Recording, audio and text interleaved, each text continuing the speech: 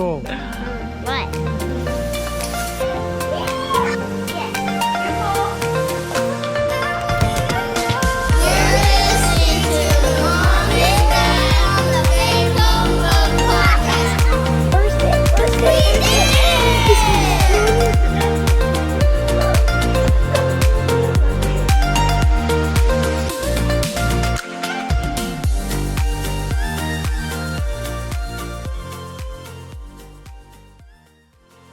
Welcome to the Faith Home Love Podcast. I'm Terry. I'm Anna. My wife Anna. Hi, Terry. Nice seeing you. Nice seeing you too. For a fleeting moment. That's the life of parents. Yeah. Today's show is brought to you by. We got a big Mother's Day sale on faithhomelove.com. Check it out. We've got some new stuff every week coming out every Monday, and then we do our podcast every Tuesday. It's all about mom this week. It's all about mom. Always, right? Should be always. Should be always. Today Dad. Today we talked. We decided we were going to talk about kids and raising kids, and 5 things that we wanted to pass on that we've learned that help a great deal in their development and our success in not raising savages. Right? Building them up. Although always saying it better than I do. building them up while you're disciplining them. I guess it's a tendency to try to kind of go one way or the other. Getting way too strict on the discipline part, we've been there. Mm-hmm. Or feeling bad about that and then get too lenient. And lots of times with us, we have 4 kids. And whether it's 4 or 2 or 1 or whatever it is, it's always a control issue because kids have very little self-control, and so we're always having to be that fence for them. And then, of course, we get tired and we get stressed and, all of that. And so what happens is we just want it, the crazy people to stop. And, of course, they're not wired that way. And so there's always this, tug of war. Yeah, you're always calling on that Holy Spirit, please get me through this next hour, right? And so anyway, we have found some things that through the benefit, we were foster parents for 5 years, and in order to be a foster parent, you have to go through a great deal of training, and we benefited from that. And actually, we dove right into it, and really, we didn't complain about it. It was useful, and so we lapped it up, and we've learned some great things. And some of these, we've got 5 things on this list, and some of these things are from that. Some things are just stuff that we've learned along the way. Trial and error. I do want to share 2 scriptures that really, really struck my heart. The first one is Proverbs 22, verse 6. Train up a child in the way he should go, and when he is old, he will not depart from it. And the other one, and this is Ephesians 6, verse 4. And you, fathers, do not provoke your children to wrath, but bring them up in the training and admonition of the Lord. And so the first verse, I always took it as, their spiritual teaching and raising. But what I learned from that first verse in practical application is you train up a child in the way he should go. That can be either way. The point being is that our children are learning all the time, whether it's intentional by us or not. Right. And whatever they do, they're going to stick with. You look at habits that we've got from... And they are learning way more from our actions than our words. Our words actually help very little. Yeah. I've told you how many times do I have to tell you? If you catch yourself saying that, our words don't really have as great of an impact as our actions. And every time I've caught myself saying that, it's because it's not, I'm frustrated. What's wrong with you? I've told you, how many times do I have to tell you this, And it's like, well, because it's not working. Yeah. Maybe try something else. And lots of times it's because the example I'm setting is not in flow with what I'm telling them. Right. You can do 1,000 things right with your kids, but do it wrong once. And that's what they copy. Yeah, and that's what they're going to copy, and that's what they'll get hung up on. Right. Is all those things. And so I wanted to talk with these. Now you really, when we went through all this foster training, you really led the way on that and dragged me through it kicking and screaming most of the time. But I did. But it was very, very valuable. So I want to talk about the first concept. These kind of flow together. So we're going to start. And the first one is make 7 to 10 deposits Right. for every withdrawal. Can you explain that and what that does and why it's so important? Because this is one that I struggle with, because when you're busy, you're just constantly running around correcting. If this kid's doing this, now this kid's doing this, and this one's okay, but this one's doing this, and trying to make some food, and the dog's barking, and so you end up just being a referee, just blowing the whistle and putting people in the penalty box. And It can get really crazy. right, but this rule is make 7 to 10 deposits for every withdrawal. Explain that, please, and because you'll do much better than I will. Well, so we, as being foster parents, we face certain behaviors from trauma, and we were searching for help because we didn't feel equipped to deal with certain things. And I remember the first therapist that we got to come to the house, and I think she came twice, and after the second time we were like, no thanks, and the reason why is because when you are not compassionate with your method, whatever the method is, even if it's being tough love, everything has to be done with love. it has to be done with love, and it has to have a balance. It's not right. At some point, it might temporarily stop a behavior, but at some point it's going to swing the other way, and Kids are not born feeling worthless.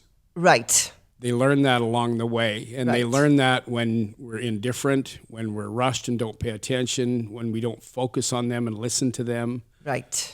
I think Right. of the teachers that our kids gravitate to in kids at the church, Right. and it's one person The ones that that every kid gravitates to. It's just, but she gets down to their level. She looks at them. She listens to them. She makes responds to them them. feel important, Yes, loved. yes. And so that's the thing. And so we were searching for different methods and taking hours and hours of courses, and we found something called TBRI. Now, we are not, we took a course long ago. And I don't know what they're doing now. but we are not knowledgeable enough to teach that, but if you guys want to look it up, it's an excellent method that changed our lives. But I think that was their first principle. And Right. it makes so much sense because if all you're doing all day is focusing on stopping behaviors and what they're doing wrong. yeah, that's a withdrawal from their self-esteem bank, Right. their happy bank, Their love bank. yeah. Their So worth. we call that's a withdrawal, Right. You're taking something out, so you got to put in 10 to take, no, 10 to- 7 to sev- take out 1. yeah. So at times, you have to really look. Where am I going to make a deposit? And it could just be, wow, you really brush your hair well today. Like, it doesn't matter, but it has to be genuine. It can be fake. And it has to make that child feel like not everything she or he is doing is wrong. Because at times, as parents, and if you are a parent, and I feel like the more kids you have, the more you have to focus on that, because it can get overwhelming. And when I'm overwhelmed because I'm running from here to there, and the dogs are, then you're just like, no, don't do that. Hey, no, and then that's all you're doing, And then I have to really stop myself and be like, what's a priority? Yeah. Are they going to kill themselves? Like, that needs to be stopped. But other than that, how can I build them up? And you do that very well. I might have gone and learned this, and then he goes and he applies it so much better than me. And I'm like, Well, but how can you know that what be? my secret is How? okay. And so What? this is the thing. The worst.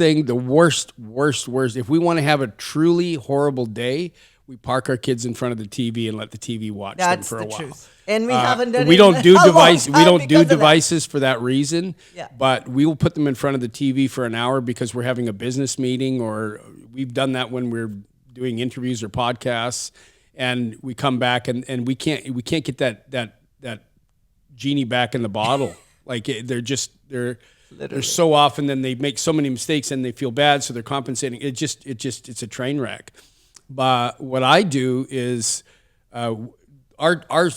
we homeschool, and we both work from home now. So we get up, we have that luxury of having the early part of the day, but first thing in the morning, before we even eat, nobody eats until the chores are done. Beds are made, floors are cleaned, bathrooms cleaned, laundry is put away where it's supposed to be. The rabbits are cleaned, their pen is clean, food, they get chores. And then so every chore that they do, I can go, wow, good job. Wow, you guys, look at your bed, Cole. That's the best you've ever done. You know, Comaine, amazing. You did really good, buddy. You know, you guys are princes. This looks like the palace that a prince would live in, you know. And then, so we just go and by the time we sit down and have breakfast, they all feel 10 feet tall. Right. And so now you can build on that. And they haven't really had to make a lot of choices yet. You know what I mean? Yeah. And so they come off of that, and it's, you know, and then we pray, and then we eat, and we do all of our things. And I find that whenever I want to get them reeled in, like I had them the other day, there's a word that we don't say the B word in this house. And the B word is bored. Because Dad will find things for you to do.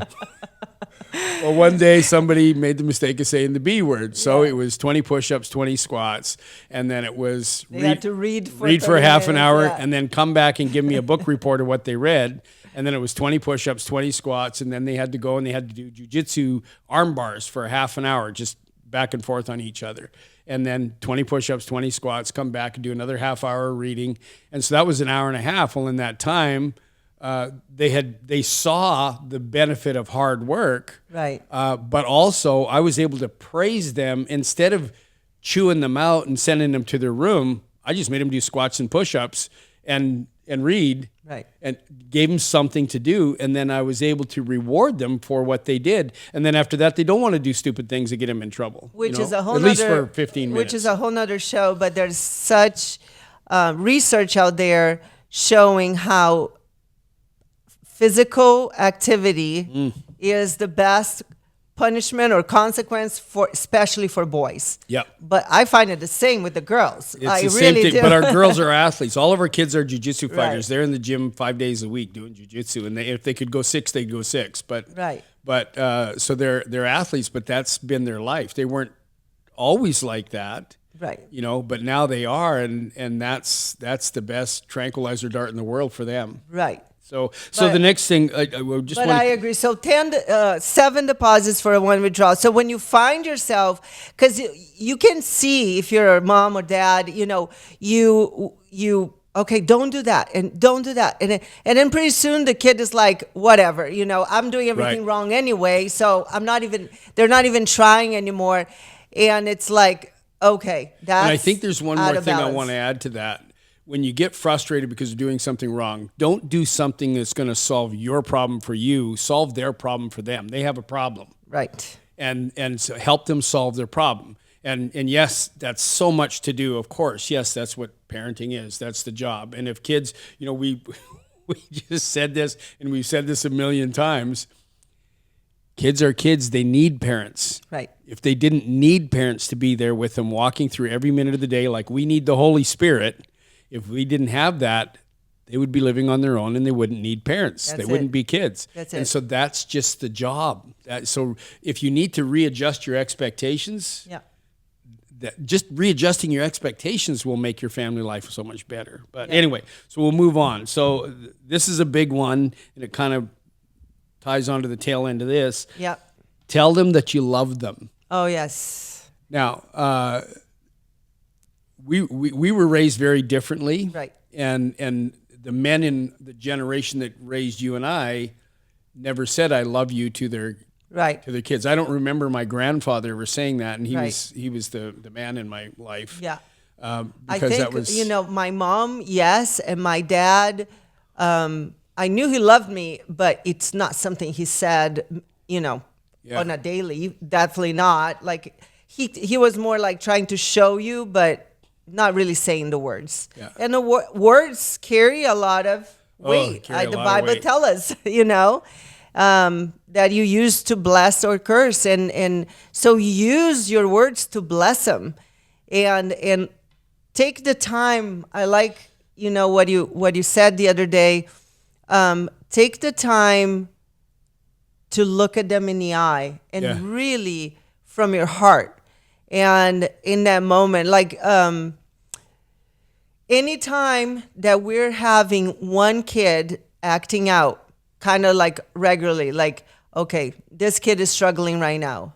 The first thing Terry and I do, it's not discipline that kid, is to take that kid out on a 101, like we call dates, mom dates, dad dates, really doesn't matter. And it doesn't have to be we used to do it and it was a big elaborate thing, and Right. it's not sustainable. Anna had to take Emma to the doctor for a checkup. Yeah. And which is, that whole thing's a scam, but we'll get into that. You have to go to the doctor so that you can continue going to the doctor, because if you don't go to the Establish as a doctor, patient, whatever.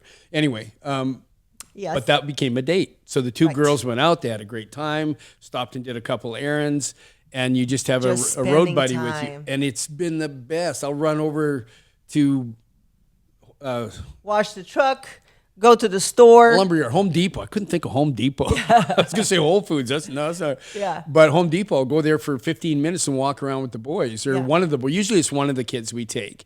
And that one-on-one time is so powerful. Changes everything. It really changes everything, and it's hard to do. And again, if you have multiple kids, it's even harder. But it sometimes something that you would wrestle with to correct, Yeah. it goes away. It goes away completely.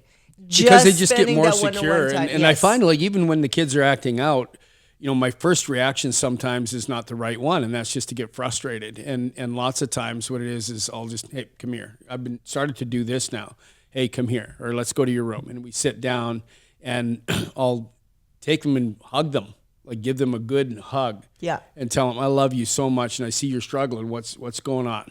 Yeah. What is it? Well, Emma's, When you start there, yeah, Emma they said open this. up. Yeah, Emma said this to me, and like that. And okay, so you work through it, and I listen, and then kind of okay, that's and then just build them up, and I understand, because sometimes to them just being understood, they lots of times don't want you to fix their problem for you. They just want to be understood, and that's a whole other show. you heard it. Women, I don't understand. Kids are easy. Okay. But honestly, that's the thing. And so just taking that few minutes and hugging them, reassuring them, telling them that you love them, and then you can tell them, well, buddy, listen, when you do this, we had with one of our kids, we had an issue where he was acting out, and turns out, he was upset about something. And so I said, you know what, buddy, next time just come talk to me. Just take me aside, and you and I can just talk about it, and we'll get it. You're not alone. That would work so much better with what he was going through to do something dumb, and then me correct him and punish him and send Right. him to his room is going to amplify Yep. the problem that he had at the time. Right? And so love is always, that's what I mean. Tell them you love them, but also show them. Don't just tell them, but show them that you love them. When I tell my kids I love them, I'll tell them, I just love the way you do this, or I love how you're, the things about their personality. Like, we got one that's a complete artist, right? So everything's an art project. We're just about to go somewhere, and she all of a sudden starts a 15-hour art project, right?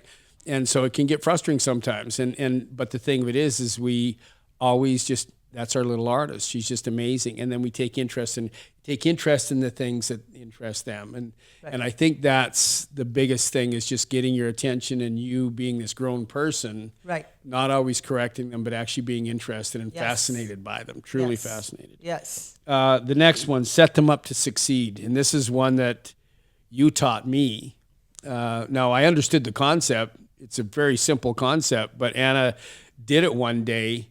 No, I'm going to be honest about that. But you did it, and it was a completely different thing. It was like, what did you do? 5 years ago, we were on vacation in California with 4 kids, and they were all 5 and under.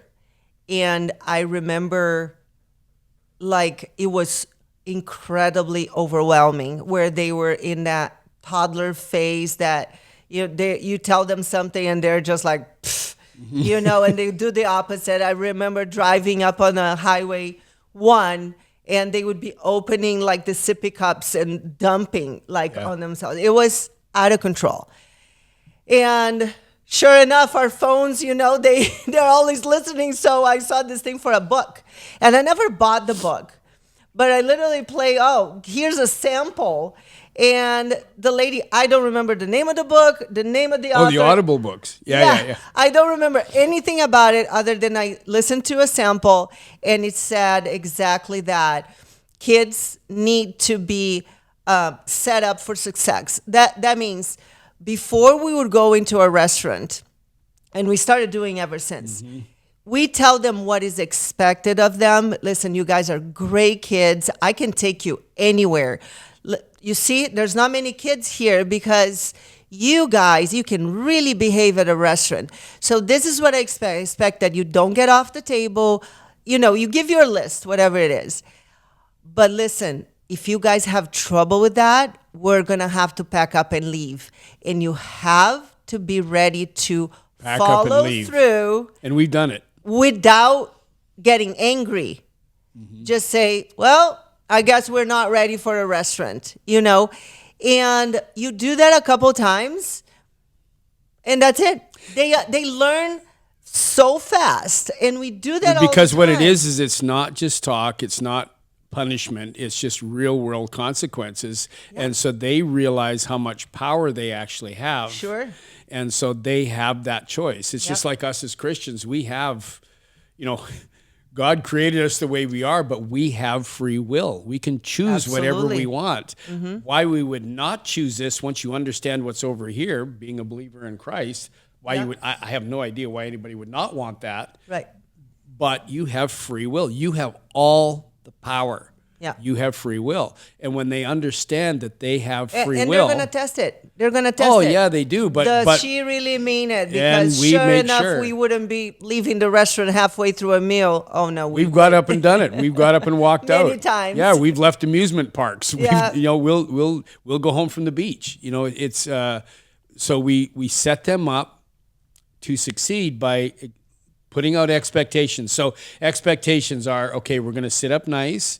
We're going to keep our elbows off the table. We're not going to talk really loud. Right. We're not going to scream. We're not going to scream. It's got to be age appropriate, right? Right. So and each kid now. has one thing that you got to point out. One thing that's And one more thing,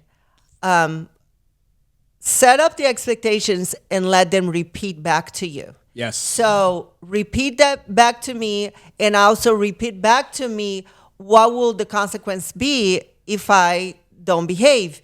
Because when they do that and they repeat it back to you and you actually follow through with the consequence, they know yeah. that that's just what's going to happen. They're not going to have a tantrum about it. And I'm telling They're you, just when we started doing that, we do this once, and then you don't have to do it for a long time, if ever again. Yeah. Because they just learn and they just become responsible and start making better choices. That's right. The other thing is that you taught me also is that at the end of it, like after we've done it, if they've succeeded, you tell them how you reward them after you tell, like you noticed. Right. You noticed also that they did good, not just did bad, because they always want to know. If you don't, they'll how'd we do? Yeah. And you know what, I can proudly say, and I'm always surprised when this happens, because we're always like very sensitive to our kids' behaviors, but anywhere we go,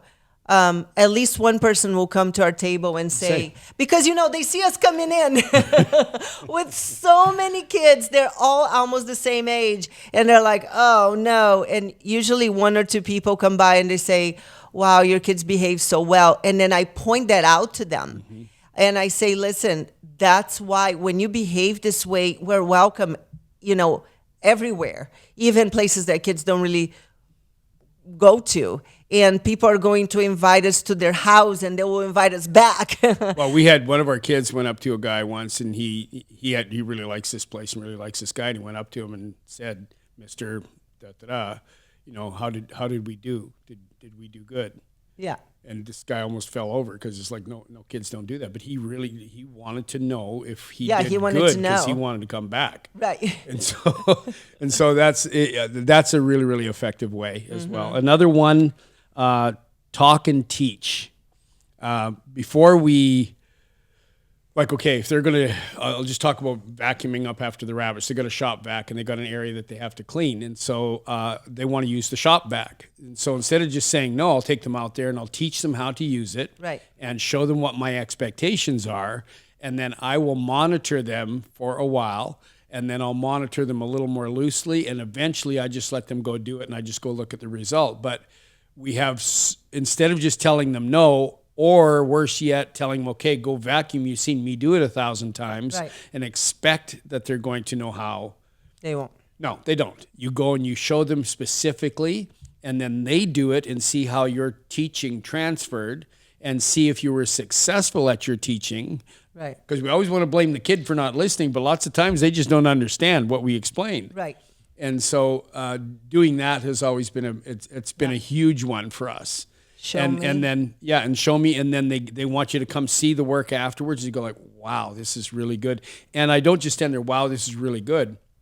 I'll get out. Okay, we do this funny little thing. But I was teaching the boys how to make their beds, right? So I says, okay, well, when I was in the police academy, what you had to do is stand at attention. So anyways, the boys stand at attention at the end of their beds, and I go in and I look and I look and well, is this perfectly straight? Yeah, okay, that's good. You know, I give them a really good, proper inspection. And then I tell them, okay, well done, gentlemen, you know, like that. And then we leave, you know, so and they're happy. just, yeah, they're so happy. But again, It builds them up. yeah, it builds them up. And so it's another opportunity for them to win. And then the last one, and this is one that I think will be controversial for some people, but I'm telling you, it's probably the most powerful thing you can do for your child. I completely agree. And that is apologize and ask for forgiveness when you are wrong. Either and I'm do saying that now apologize or 30 to your years kids, from now. not just to your wife. I do that every day, but all day. But but apologize to your kids and ask them for their forgiveness when you are wrong. Yeah.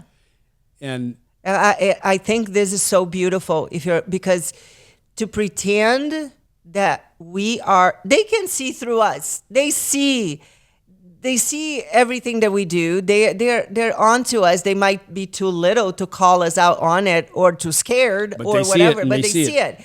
And it would be so hypocritical. And also, you know, and that's another thing that we learn, the repair cycle, where, you know, sometimes you will hurt their feelings, and then you have to go back and just reinforce how much you love them. And don't say, I'm sorry, but you did this. No, just say your story. Please don't say that. Whenever you say but, you just erase the thing that you just said before you said but. So I'm sorry. And, you know, I've said in the past, I said, you know what? I'm really sorry.